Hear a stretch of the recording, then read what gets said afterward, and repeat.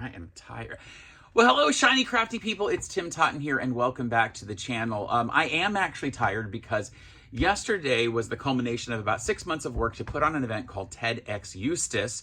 And I thought today I would go to my workshop and just do something fun and something to give to one of our speakers who I was the coach for. So I'm going to make him a very cute, interesting, fun, bright and colorful bowl cozy. I actually made one for our house too, but I made one that I can send on to Matthew. You may notice I'm wearing this shirt that says, "Y'all come fix you a plate." And that's because I got to coach Matthew Bounds, who is your barefoot neighbor on TikTok, YouTube, Facebook, and everywhere else. He's an awesome home cook who teaches people how to, as he says it, throw something in a crock pot for 2.5 minutes and make a great meal. He was so gracious to agree to be part of TEDx Eustis. That's the conference I've been putting on for 7 years here in our town. You may have heard of TED Talks or TEDx Talks. If you haven't, go check them out. There's literally tens or hundreds of thousands of them about all kind of amazing ideas worth spreading. Matthew's idea worth spreading was a recipe for creating aggressively positive online communities. And I was so excited to work with him for the last 6 months to craft his talk, and he gave it yesterday on our stage. Now it's going to be a couple more weeks before the video is ready for everyone to see. And in the meantime, I thought, well, let me find some way to make him a nice thank you gift and include the people on my channel to see what that looks like. And also, hey, I'll put all of his links in the description below because I want you to go check him out too. He puts awesome videos together and does really great recipes. In fact, not only do I have his cookbook, but I've been literally trying some of the recipes and they're really good. I am so excited about it. So he's also just a really good guy and a great friend. So get into what we're talking about though. I want to make some bowl cozies and I recorded a video just a few minutes ago showing how I did that with this set of prepackaged cozy forms that I found on Amazon. The only problem is these didn't come with any instructions, so I'm gonna have to walk you through what I did. And then in the future video, I'll show you how to do it with your own version with some full cotton batting and cotton fabric. So join me down at the cutting table and we'll talk about getting this project started. So no matter what type of bowl cozy we choose to make, we're gonna need an inner fabric and an outer fabric. I have 2 layers here that I'm gonna use. And I'll need something to put on the inside. Now you could certainly, I bought a bunch of these from Amazon. I will put a link in the description below, but I'm gonna tell you why these are maybe harder than if you just use some 100% cotton batting, something like a Warm and Natural. Now I will tell you that I started making these myself about 10 or 12 years ago. I mean, they've been around a long time. But I only ever used them with whatever batting I had, and I didn't ever tell anyone that they could go into the microwave. This says they can go into the microwave, this particular fabric. See, what I would do is I would heat up whatever I wanted in the microwave, put it into the bowl, and then, carefully get it into the bowl cozy, and then I could use that.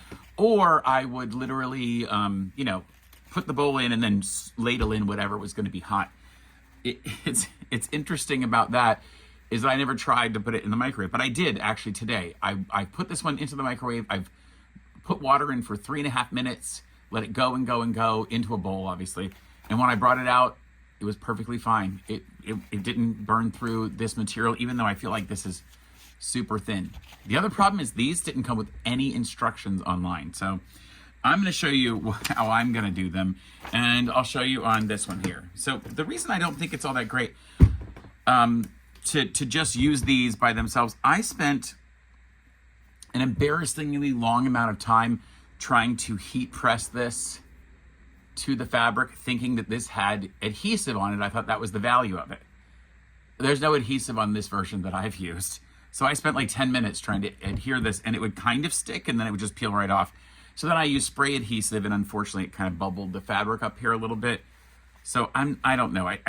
What I've done now is just transferred those lines onto both pieces of fabric. This is the inside of the lining fabric, and then this is the fabric that's going to go around the top. This should be the outer fabric. So I'm going to line that back up and continue drawing my lines on so I can cut it out. So that makes it a little bit less fun to do. When I did this one, I had spray adhesive. It just took forever. So I'm gonna go ahead and cut this out. I'm gonna use a rotary cutter for this, but you could use certainly something else. The other problem is when you, I gotta make sure that that fabric's not underneath. The other problem with this is that when you could draw it on and then cut it with a pair of scissors, by the way. One of the problems with this is that when you go to sew it, you've got to sew through this big layer of fabric right here, and that's really is problematic. I don't know what the workaround is from that. I did try to sew through, I'm gonna do it now for this. I'm gonna sew the darts. Those are these sections right here. I'm gonna sew them without, before I actually cut any fabric in there. And I'll sew those just along the line so that this fabric doesn't have any darts through it. So that's what I did on this one as well, and it lays nice and flat because there isn't all the extra bulk in the seams. In the seam of the, oh, I did miss a corner here. So what I'm gonna do first is I'm gonna go to my machine. This is why all the extra steps I think are crazy. I'd rather just use the batting. I'm gonna go first and just stitch a real thin stitch all around the edge here just to base these two pieces together, and then I will fold and stitch these. So come to the sewing machine, we'll do that part first. So I certainly could have done this part first before I drew all the lines. I could have just stitched it down and then drawn the lines where they're gonna be. So that's kind of a mistake. Maybe something you'd wanna just sew it to a piece of fabric and then trim it later. I really could have done that, would have been a lot easier. But I didn't, so we're gonna do it this way. I'm gonna use less than 1/4 of an inch. This machine's a little bit loud. I'm using a different one of our sewing machines. It's the same kind, a Janome 1600P, but this is a very early original one called a DBX. I've probably owned it now 7 or 8 years. And it's one of our backups.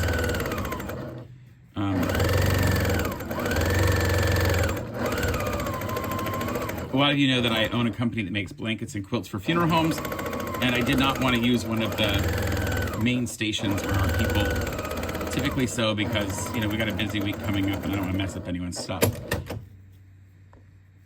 So you'll see I've gone around and stitched that entire thing, and now what I'm going to do is going to come in and fold this right in half, right along there, and kind of feel through. I can feel where the seam is, and just go ahead and sew these. I'm not sewing through the white, I'm sewing through the fabric to the side of it. So if you'll see here, I'm not sewing through that white. I sewed through the fabric next to it so that when I open it up, it won't interfere, and I'll be able to trim that tab if I want to. Let me give you a slightly different angle. So here we are back here. I'm gonna fold this in half here and just make sure I line up where those two go in together. Just get them lined up right at the top there. And even on this one, I can start from the outside instead of the inside. I'm just gonna make sure that I back stitch at the top and the bottom. So that's now been done. So that one opens up as well. You'll see on the other side, it opens up and that fabric just kind of sticks out, peeks out from behind those materials. And let's go around and keep doing that on all 4 sides. Just make sure when we look at them, that they line up here at the end. I can look at them this way. Yeah, looking good.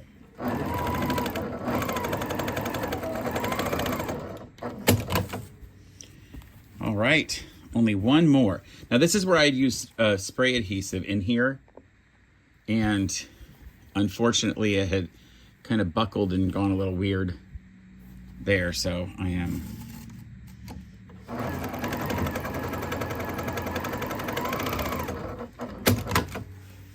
all right. We've got those 4 parts done, and then I'll do the same on the other fabric. I'll just set that out of the way, and I'll bring this gray fabric. Now the difference is I don't have any of that batting material in there, so I just have to make sure when I fold it that I double check that those red lines that I drew are lining up.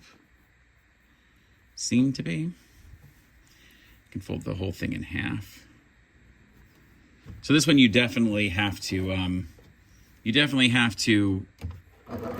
double check everything, because it won't, you have to cut it out ahead of time because it's not going to, you don't have those materials to show for it. I'll make sure those have lined up again.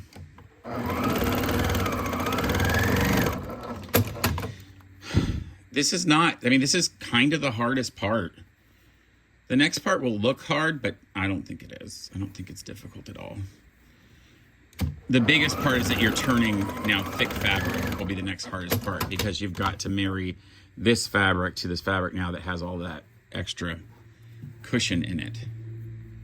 But if we're just precise and take our time, it'll pop together really well. All right, let's go back over to the cutting table. So at this point, to me, pins are going to be more valuable than clips. I know a lot of times we like to use clips. What I'm going to do is turn this inside out, because I want to sew along the, this material to make sure I'm getting the right place. And I want to lay this flat in my machine. I don't want to have to try to lay it this way in the machine. I want to lay it flat in here. So I'm going to turn this inside out and then turn this. So yeah, no, not, yeah, this is that fabric. And then I'll put this where the two pretty fabrics go against one another, like this. And I go and just match those points right here. These points right where they go together. Match those. And I'm just going to leave all this bulky extra fabric in here. It's not really going to cause a problem as far as I know. And I'll put a pin straight through that line that I stitched and come out through the line that I stitched on the other side. That's valuable, very important. I'm just going to go match those up first. Match every one of those up first. Just make sure I pop my seams the same direction. Here I push it to the right, here I'm going to push it to the right. Here I push it to the left, here I'm going to push it to the left. That'll help them nest into one another. So there we go, in. Same thing here. Now we'll massage everything else in just a minute, but I gotta get this part done first.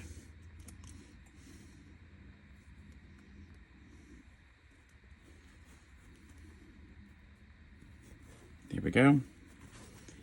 And the last one here.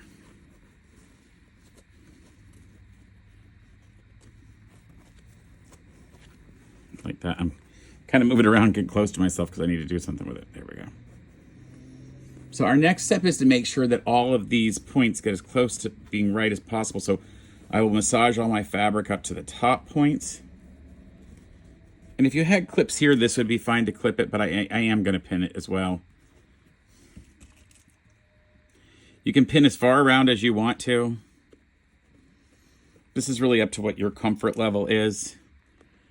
I'm pinning, I keep thinking I'm in your view, but I have to look back at the camera and see that I'm not. All right, back up here as I do that. For this, I'm just going to pin the very top one here. And then same thing over here, so that as I go around stitching it, it'll all catch. I'm going to use a good 1/4 inch seam allowance on this, so it really will catch every bit of it that I can. So now I've gone through and pulled it. What I have to do is decide where I'm going to start and stop so I can turn the whole thing inside out. I'm actually going to start and stop along here and turn this side. So I'll probably put a pin here and a double pin. So if I put 2 pins in here, it'll tell me start and stop right on this space. And I have another pin here, so I'll move that over and give that a start, 2 pins. So that tells me I'm going to start sewing here. I'm going to start sewing here and go all the way around and stop when I come back to this point. So it's time to go to the sewing machine. All right, remember I'm going to start on the 2 pins and go all the way around. So I'll start right there, but I'm going to take the pins out. I don't want to sew over them. And I'm going to use my full 1/4 inch seam allowance there. Starting the needle down. I'm actually going to go off the stitching here too. Go off the side. It's going to help me turn it later. I'll show you what I mean. So I'm back and I get back to my 1/4 inch. And I'm just going to slowly go around. I'll hold my finger down and then pull that pin out.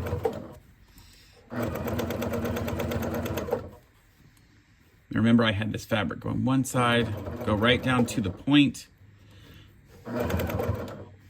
turn it on that.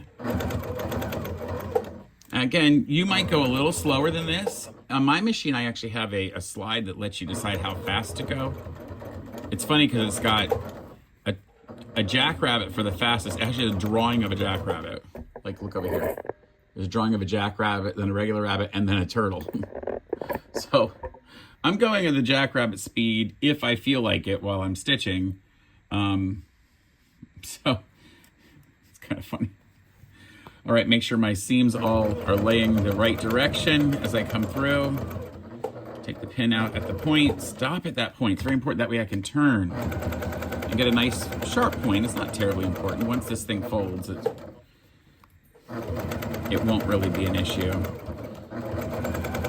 And then, again, we gotta turn these fabrics. I started one the wrong way and I have to change all of them now. Into the point, and I'm stopping. And I'm super close. I'm almost back at the double pin. That's how fast this goes. It's just 4 sides. To me, this is kind of basic. This is not that hard to do. Now, your machine might not be designed for this many layers of fabric. If that's the case, I would use a softer material like the batting version I'm going to show you. So I backed off of that, and I'm doing a back stitch off of that because when I go to turn this inside out, that's really going to hold and it's going to turn those edges inside out for me. I'll go ahead and take the pin out of that corner right there, those pieces. Now I'm going to go around with my scissors and cut around the edges. I'm just cutting in a very small amount. You'll see what I've done there. I've cut in just to clip toward the stitching because I want these rounded edges to turn better. You don't have to go around the entire thing, just the parts where it starts to turn. Now be careful you don't clip through the stitches. So if you have a nice pair of sharp scissors, you can just literally put the tip just a little bit inside those threads and then snip. And like you can see that here, I'm not exactly even straight on my stitching. It's not going to matter. This material is so powerful and strong, it's going to overpower really the stitching and really just make that a gentle curve as it goes in. We're cutting through this line of stitching, but that's okay because that was just my basting stitch.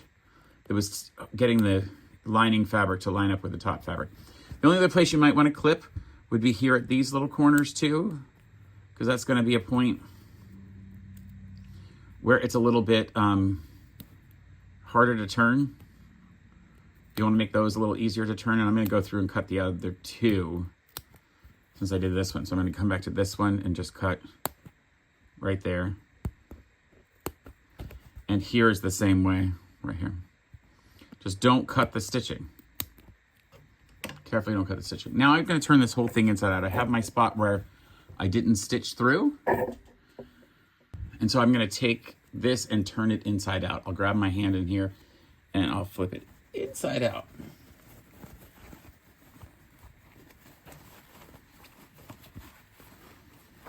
This is why you really backstitch good at the opening, because you want, as you're manhandling this fabric, you want it to be able to open up easily. I just put my fingers in there to get these corners to turn.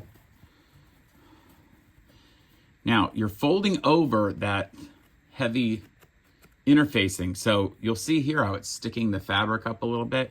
You've got to really go in there and press right along that edge so that it does, because see right here, it's shoving up so much, you really have to fold it over.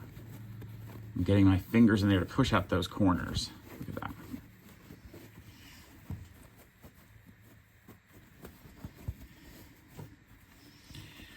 In here to push out these corners. All right, so we've got all that turned inside out that way, and I'm going to go back around all these corners. This is where it would be helpful to use your iron and press this. So why don't we go over to my cute little iron and we'll press that and press these folds in where they need to be, and we can start closing it up. All right, so as we're here at the iron, you'll notice how it wants to flip those edges around. You really got to get them to lay flat. So I'm going to come to the iron and lay that flat and come press it. Press it flat with the iron. Use a little steam even to really get that stuff to go nice and flat. I love steam because it sets fabric so beautifully. I'm gonna do the straight edges there. That gets that nice edge straight. See how it did that? It flattened it out. And the same thing here with the corner. And I'm gonna pull back with the black fabric on the gray fabric on the inside until I can see that color underneath, and now I know it's nice and flat. So I can pull back on the black. Well, I'm calling it black, but it's really gray. The gray fabric, and then just steam the heck out of it. Same thing here in this corner. It's really wanting to roll it underneath, but I push it down, flatten that out.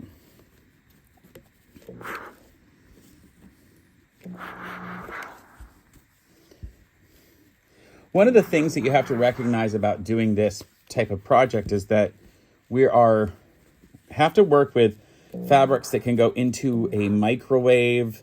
So you don't want fabrics that are either going to transmit heat for you real easily, so you got to be careful about that, but also you don't want fabrics that have metal in them. So in fact, I have some fabrics I really like that I thought, oh, I really like that, but no, it's got that gold might have a little metal in it. This certainly has metal in it. And even the two fabrics I wanted to use that I really love, I looked at them, I thought, oh, I want these waves because it'll be like, soup is hot. They have a gold line of fleck in them. And so that would be a little bit of a metallic and would probably cause a problem inside a microwave. So I had to not use those fabrics, even though I really like the look of them.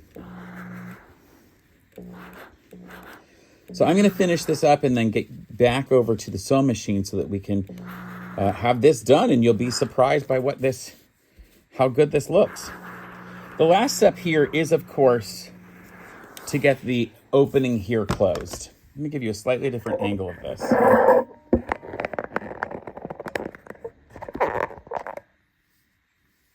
I've got to make sure that when I do this, I fold along, and what's helping fold this in is where I did that stitch I told you about.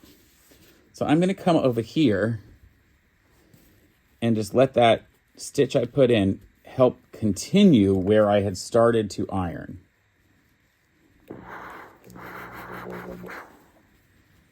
So I got that going, and then I can fold the top fabric as well. So I fold that. So what I'm going to do is I'm going to fold this down, right, about 1/4 inch, just that one point. Bring some pins over here. And then I'm going to fold this point also down about 1/4 inch, right? Then I can just match those two up and put a single pin through that. Now it's a lot easier to grab those and push them in. You see I'm pushing it with my finger? Now when I grab those and push those in, I can bring it down to my machine and hit the iron there as well. Same thing here, I'll put my thumb in there and make sure all of that's folding over the way it should. Ooh.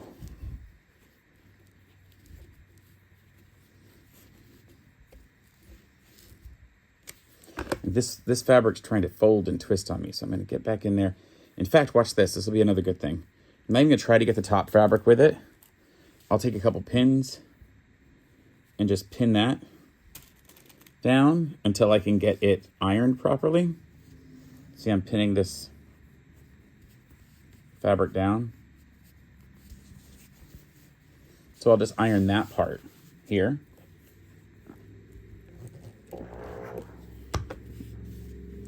Then I can get the other top fabric to go right on top of it.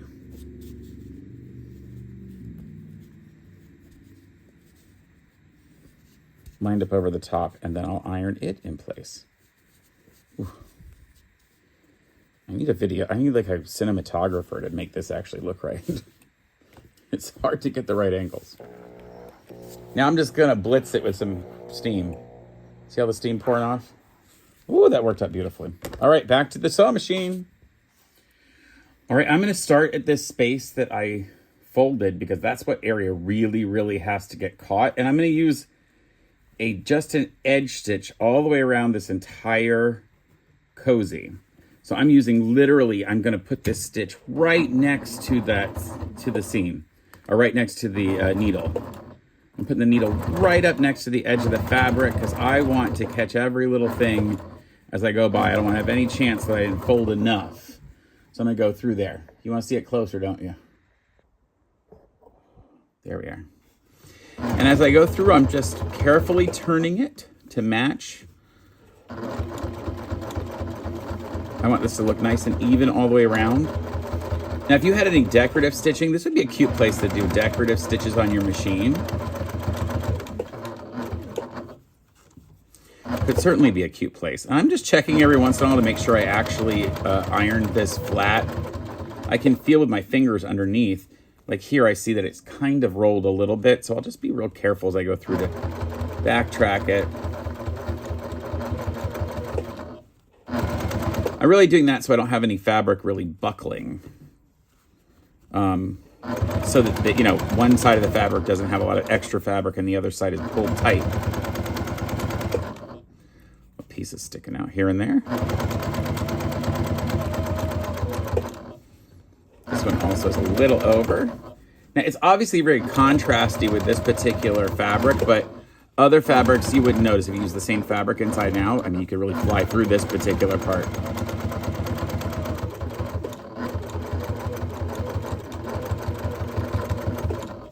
And I'm back to where I started, so I'll just back stitch it and bam, that's finished. We have finished the bowl cozy. Now you just decide which side you like to be the outside. Do you like the sort of psychedelic rainbowy kind of fabric on the outside, inside, or do you want it on the outside for the bowl? That's how it works out. So that's this particular version. I will show you how I make the other version in another video, but let's wrap all this up and talk about it. All right. Oh, there you are. Wait, where are you? Okay, there you are. So that's the finished bowl cozy that I just made. This is a bigger one than the original size. So they came in two sizes. The set that I bought from Amazon had two different sizes available. So I made one of each. So a couple of feedbacks on this. You'll notice that the fabric is a little loosey-goosey in here. I don't know if you're meant to make both layers and then have two layers of that interior fabric. When I tested it, it was fine with just one, so I made just one. It certainly holds up just fine. It's a little big for this size bowl, obviously, but this is a very small bowl, so this would work really great for the bowls that I use to make shrimp and grits at our house, but this is more of like an everyday small soup bowl kind of a look.